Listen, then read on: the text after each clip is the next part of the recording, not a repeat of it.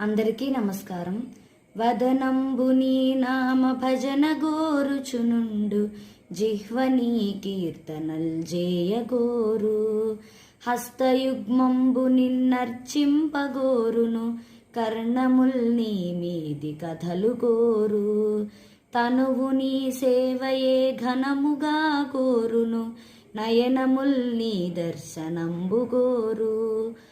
మూర్ధమ్ము నీ పదమ్ముల మృక్కగా గోరును, ఆత్మనీదయ్యుండు నరసి చూడ. స్వప్నముననైననే వేళ సంతతమును, బుద్ధి నీ పాదములయందు భూనియుండు. భూషణ వికాస శ్రీధర్మపుర నివాస, దుష్ట సంహార నరసింహ దురిత దూరా.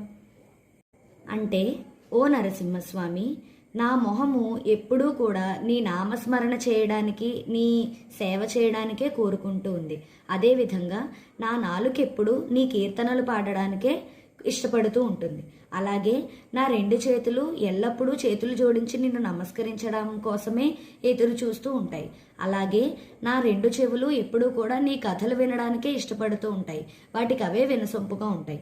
అలాగే నా శరీరం ఎల్లప్పుడూ నీ సేవ చేయడానికే పరితపిస్తూ ఉంటుంది. అదేవిధంగా నా కన్నులు ఎప్పుడూ కూడా నీ దర్శనం కోసమే ఎదురు చూస్తూ ఉంటాయి. అలాగే నా శిరస్సు ఎప్పుడు నీ పాదాలను నమస్కరించడానికై కోరుకుంటూ ఉంటుంది. ఇలా నేను విచారించి చూడగా నా ఆత్మంతా నీదైపోయింది. కల్లోనైనా ఏ సమయంలోనైనా సరే ఎప్పుడూ నా మనస్సు నీ పాదాలయందే ఉంది. ఇది ఈ పద్యం యొక్క భావం.